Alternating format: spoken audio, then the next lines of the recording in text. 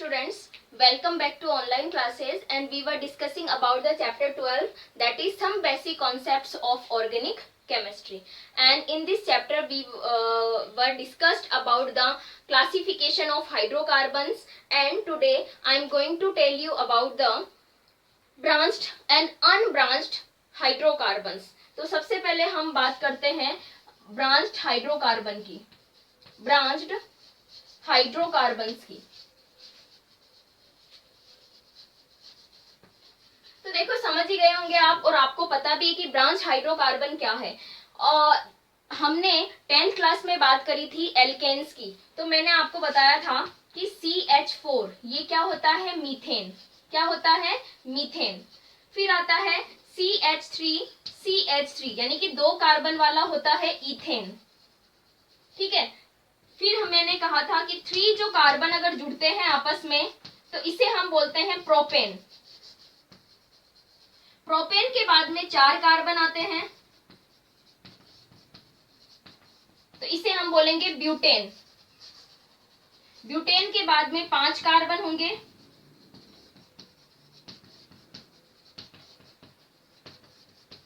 ये तो इसे हम बोलेंगे पेंटेन। पेंटेन के बाद में बात आती है हेक्सेन की, CH3, CH2, CH2, फिर CH2 and CH3। This is called as hexane.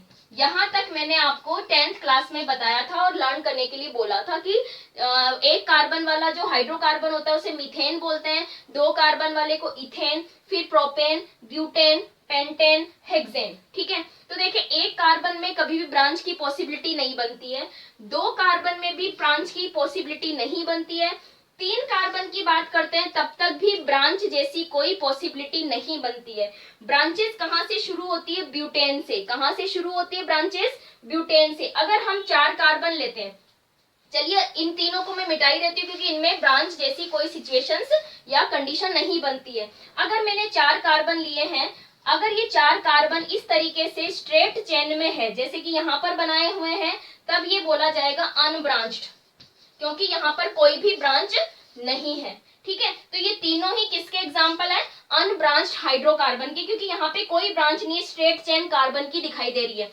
लेकिन अगर मैं स्ट्रेट चेन के एक कार्बन को सेकेंड कार्बन पे लगा देती हूँ इस तरीके से, मैंने 4 कार्बन यानी ब्यूटेन मैंने लिया था और ब्यूटेन से मैंने एक कार्बन को यहाँ स्ट्रेट चेन से हटाकर दूसरे कार्बन पे ऐड कर दिया है, और अब मैं हाइड्रोजन जोड़कर कार्बन की वैलेंसी को सेटिस्फाइड कर देती हूँ, क्योंकि कार्बन की वैलेंसी कितनी होती है, 4।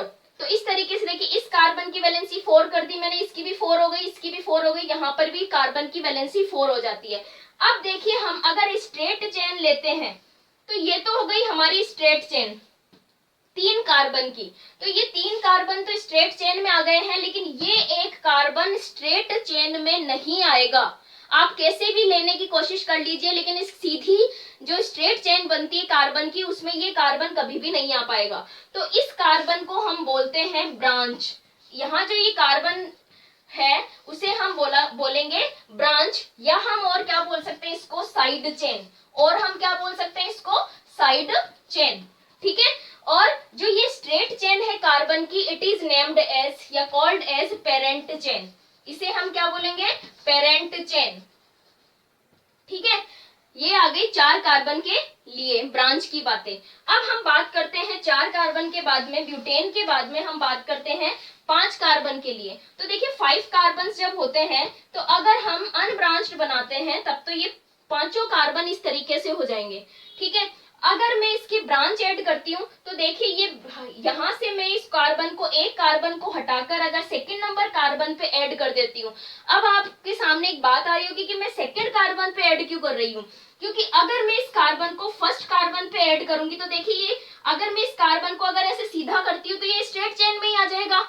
इसलिए यहाँ से इस कार्बन को हमेशा ब्रांच बनाने के लिए कॉर्नर पे कभी नहीं लगाना है, कॉर्नर के पास वाले कार्बन पे ऐड करना है। तो यहाँ देखिए, ये इस तरीके से 5 कार्बन का जो है ब्रांच्ड हाइड्रोकार्बन बन गया है। क्या बन गया है, 5 कार्बन वाला ब्रांच्ड हाइड्रोकार्बन। ठीक है।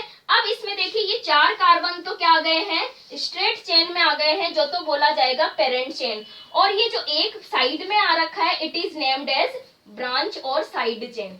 ये क्या बोला जाएगा, ब्रांच और साइड चेन। ठीक है, तो इस तरीके से ब्रांच हाइड्रोकार्बन में हमें पता होना चाहिए, स्ट्रेट चेन में आने वाले को हम पेरेंट चेन बोलेंगे, और साइड में जो ब्रांचेस आती है उन्हें हम क्या बोलेंगे, साइड चेन बोलेंगे। ठीक है, नेक्स्ट हम देखें, ब्रांचेस जरूरी नहीं है कि एक ही हो, एक से ज्यादा ब्रांच भी हो सकती है। क्या हो सकती है, एक से ज्यादा ब्रांच भी हो सकती है। जैसे कि मैं एग्जांपल देती हूँ, यहाँ पर ये मैंने कुछ कार्बन की स्ट्रेट चेन बनाई है। ठीक है, और इस स्ट्रेट चेन पे मैंने एक ब्रांच यहाँ लगा दी, एक ब्रांच में यहाँ भी लगा सकती हूँ, एक ब्रांच में इन कार्बन के ऊपर नीचे भी जोड़ सकती हूँ। क्यों जोड़ सकती हूँ, क्योंकि हमें पता है कि कार्बन की वैलेंसी 4 होती है। तो देखिए, अगर मैंने इस तरीके से कंपाउंड बनाया है, वैलेंसी आपको सेटिस्फाइड करनी आनी चाहिए। अगर किसी कार्बन के 4 बॉन्ड बन रहे हैं तो उस पे कोई भी हाइड्रोजन ऐड नहीं होगा। अगर किसी कार्बन पर एक ही बॉन्ड बन रहा है तो उस पर 3 हाइड्रोजन ऐड होंगे। ठीक है ना, क्योंकि कार्बन की वैलेंसी कितनी होती है, 4। तो वह 4 वैलेंसी को ध्यान में रखते हुए हमें हाइड्रोजन को ऐड करने हैं। अब अगर हम स्ट्रेट चेन लेते हैं तो देखिए ये रहा स्ट्रेट चेन, ये बन गया हमारा स्ट्रेट चेन। ठीक है, और ये बोला जाएगा पेरेंट चेन। इसे तो हम क्या बोलेंगे, पेरेंट चेन। ये तो क्या बोला जाएगा, पेरेंट चेन। और ये जो ब्रांचेस हैं, ठीक है, कितनी ब्रांचेस हैं अब हमारे पास में, 4 ब्रांचेस हैं। कितनी ब्रांचेस हैं, 4। तो इन्हें हम बोलेंगे साइड चेन्स या फिर ब्रांचेस। इन्हें हम क्या बोलेंगे, ब्रांचेस। ये भी क्या है, ब्रांचेस। तो इस तरीके से एक हाइड्रोकार्बन में एक से ज्यादा ब्रांचेस भी हो सकती है। अगर कोई कार्बन एटम्स पेरेंट चेन में नहीं आ पाता है और वो एज ए साइड ब्रांच निकल जाता है तो उसे हम क्या बोलेंगे, ब्रांच बोलेंगे। ओके, नेक्स्ट देखिए, ब्रांचेस एक कार्बन, जैसे मैंने अभी तक एग्जांपल लिए हैं वो एक एक कार्बन की ब्रांच वाले लिए हैं, एक कार्बन से ज्यादा वाली ब्रांचेस भी हो सकती है। फॉर एग्जांपल, मान लीजिए मैंने यहाँ पर CH3 की जगह क्या ले लेती हूँ मैं, CH2 CH3, इस तरीके से कोई कंपाउंड मतलब ब्रांच ले लेती हूँ। ठीक है, या फिर मैं इसको अच्छे से बना देती हूँ, एक सेकेंड। मान लीजिए मैंने एक ब्रांच ऐसे बना दी, ठीक है, और यहाँ की ब्रांच में कैंसिल कर देती हूँ। ओके, तो देखिए यहाँ पर ये जो है 2 कार्बन, ये 2 कार्बन भी पेरेंट चेन में नहीं आ पा रहे हैं, तो यहाँ पर 2 कार्बन वाली साइड चेन होगी। क्या होगी, यहाँ पर 2 कार्बन वाली साइड चेन। ठीक है, तो जरूरी नहीं है कि एक कार्बन की ही ब्रांच आए, एक से ज्यादा कार्बन वाले ब्रांचेस भी हमारे पास में आ सकती है। जैसे कि मैं एक एग्जांपल और बनाती हूँ, यहां पर ही मान लीजिए मैंने इस तरीके से बना दिया। ठीक है, अब यहां पर भी देख लो आप, यहां पर अब की बार ब्रांच क्या हो जाएगी, 3 कार्बन वाली ब्रांच आ जाएगी। यहां पर क्या आ गई, 3 कार्बन वाली ब्रांच आ जाती है। तो इस तरीके से कार्बन जो ब्रांच होगा वो ब्रांच एक कार्बन, 2 कार्बन या 3 कार्बन या 3 से ज्यादा कार्बन वाली भी पॉसिबल हो सकती है। तो थोड़ा बहुत आपको समझ में आया होगा। कुछ मैं आपको एग्जांपल्स बताऊंगी मेरे नेक्स्ट वीडियो में, ताकि आपको ये ब्रांचेस वाली चीजें और समझ में आ जाए। तब तक थैंक यू।